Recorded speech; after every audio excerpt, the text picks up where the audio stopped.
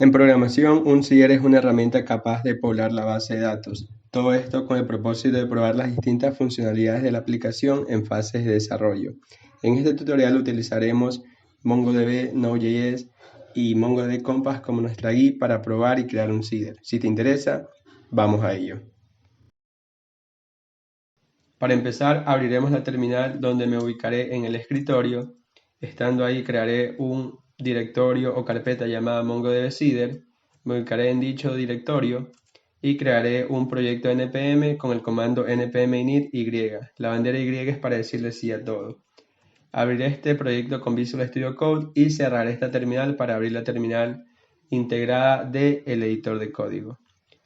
Una vez tengo eso, tendré algo como esto, donde el único documento que tengo es el package.json, que entre otras cosas tiene los scripts de la aplicación y lista las dependencias instaladas en el proyecto de Node.js. Lo primero que haré será instalar las dependencias que necesitaremos, de las cuales solo serán tres: Mongoose, .env y Colors. La primera es un ODM que nos permite manipular las distintas funciones de la base de datos MongoDB, .env que me permitirá manipular las variables de ambiente, y Colors, que es una dependencia sencilla que lo único que hará será darle color a las distintos mensajes que salen de la terminal. Muy bien, instalaré eso y a su vez, mientras eso sucede, crearé tres carpetas.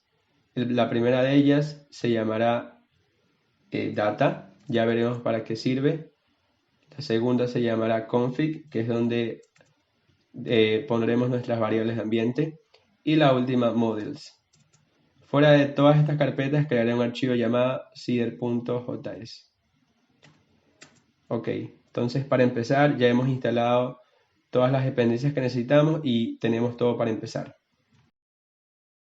Lo siguiente que haremos será configurar nuestras variables de ambiente, para lo cual crearemos un archivo llamado config y la extensión .env. Es muy importante puesto que nuestro paquete .env analizará aquellos archivos que tengan esta extensión.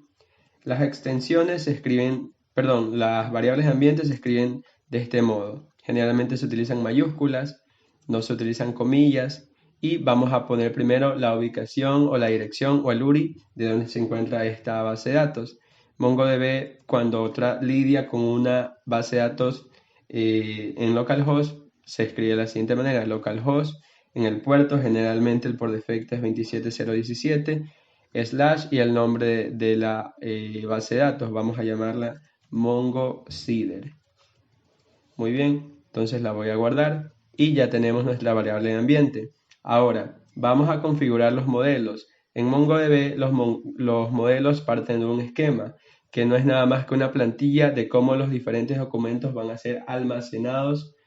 La estructura de estos documentos van a estar almacenados en la base de datos. Entonces vamos a crear un archivo llamado user, y es buena práctica decir que es un modelo y luego .js. Estando ahí, lo primero que haremos será requerir la dependencia Mongoose. Entonces utilizaremos la palabra reservada require y ponemos el nombre de la dependencia Mongoose. Vamos a crear un esquema de los documentos almacenados en la colección user. Entonces vamos a decir user schema. Queremos que nuestro seeder popule documentos de este tipo de modelos. Entonces ponemos new mongoose.schema, abrimos paréntesis y declaramos un objeto con todas las propiedades asociadas a dicho esquema. Vamos a decir que un usuario tiene un nombre, el cual su tipo de dato es string. Vamos a decir que es obligatorio ese campo, por lo tanto pongo required true, y ponemos please add a name. Esto es lo que ocurrirá si no incluimos el nombre.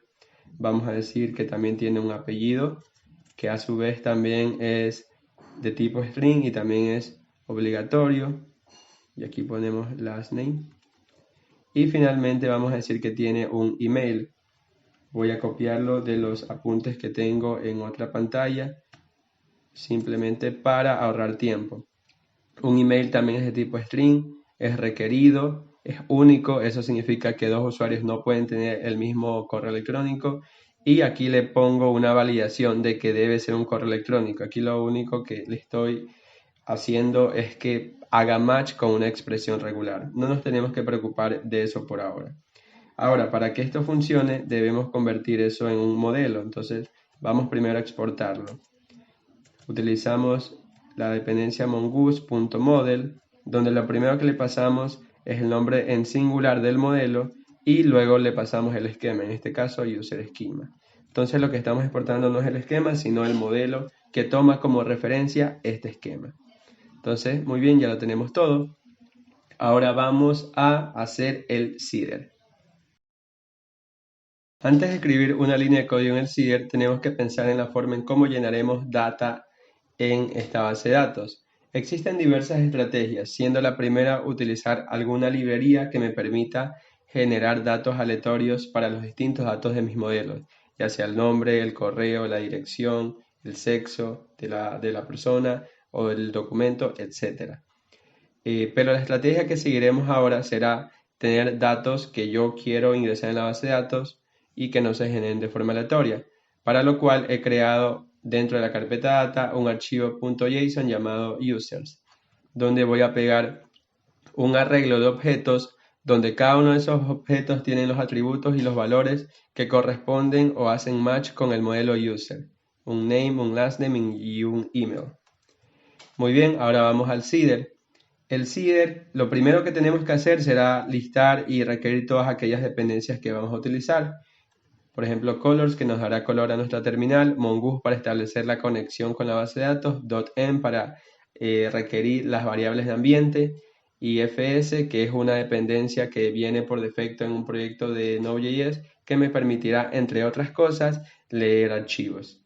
Primero vamos a cargar las variables de ambiente, por lo tanto utilizo el paquete .env seguido del método config, donde le paso la ruta en donde se encuentra mi archivo config.env.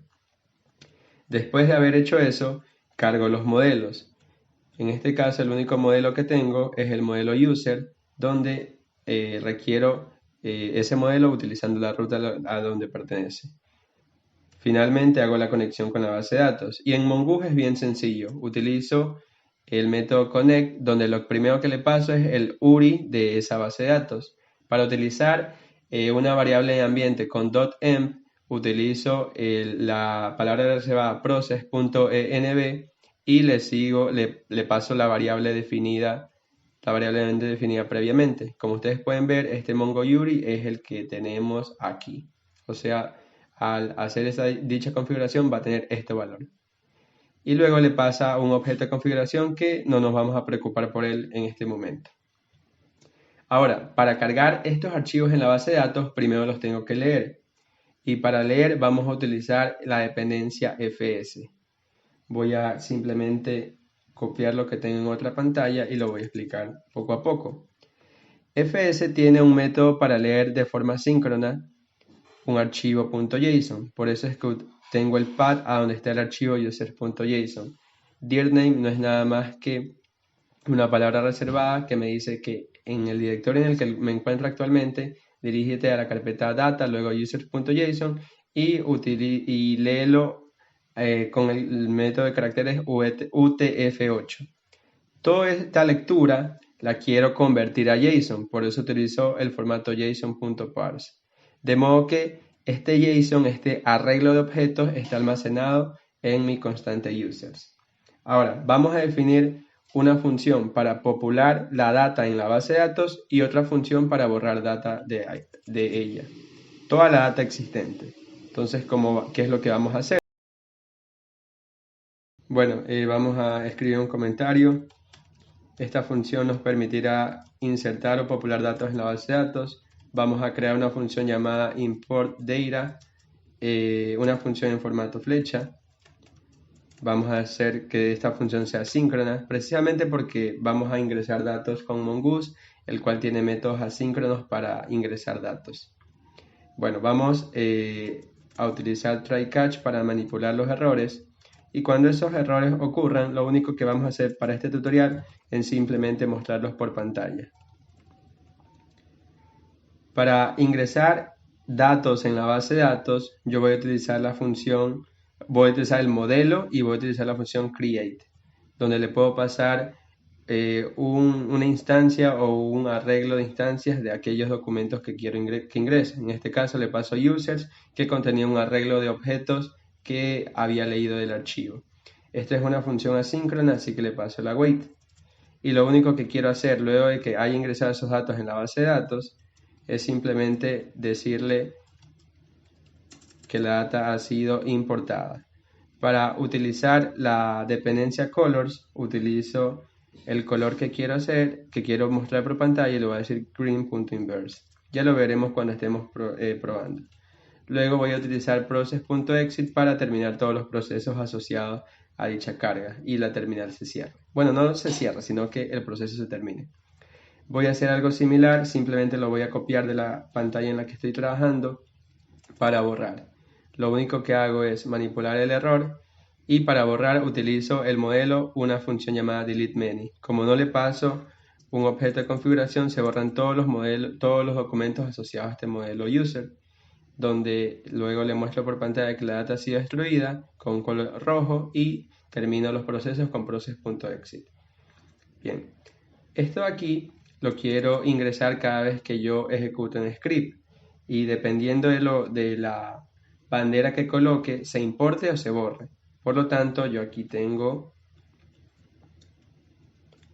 dos funciones. Yo digo que si se ingresa la bandera "-i", se importe esos valores, caso contrario se borren. Y ahora, ¿cómo hago eso? Simplemente voy al package.json y genero dos scripts.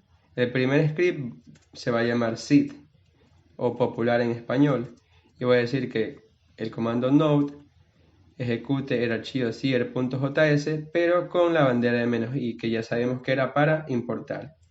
Y a la vez quiero borrar asimismo node seeder.js pero con la bandera de "-d".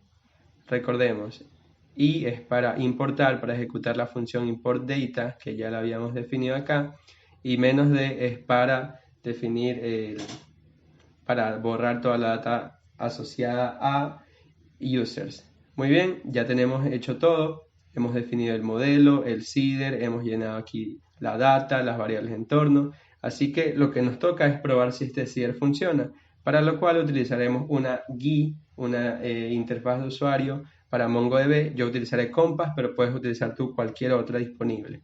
Entonces, hagamos eso. Muy bien, ya me encuentro en Compass. Lo primero que haré será establecer una conexión local con el puerto 27017. Y como puedes ver, aquí tengo un montón de bases de datos anteriormente creadas. La que nosotros queremos crear se llama MongoSeeder y como nosotros vemos, todavía no existe. Ok, pensé que no estaba grabando, está bien. Entonces, vamos a popular la base de datos utilizando el script npm run y el nombre del script, en este caso es sit. Si todo sale bien, me sale data importada y con el color verde que es provisto gracias a la dependencia colors. Si nosotros damos clic aquí para refrescar, nos debe salir el nombre de nuestra base de datos, en este caso MongoSeeder, y como podemos ver tiene una colección llamada users, de los cuales existen 3 documentos. Y esos documentos, por ejemplo el primero, nombre Juan, apellido Ramírez y el email Juan Ramírez, podemos darnos cuenta que corresponden a los datos que teníamos en el users.json. La otra corresponde a Verónica Paredes y el otro a Esteban Urrutia. Si nosotros nos fijamos, tenemos esto. Supongamos que quiero que la aplicación borre todos esos datos. Entonces, nuevamente, utilizo el comando npm run, pero ya no utilizamos el sit, sino delete. Y si todo sale bien, si dice data destruida, vamos ahora a nuestro GUI, voy a refrescar y si vemos ya no existe data en esta colección users. Si por otro lado quiero popularlo nuevamente, esperamos un poco, ya está importada y si refrescamos los cambios aparecen nuevamente acá.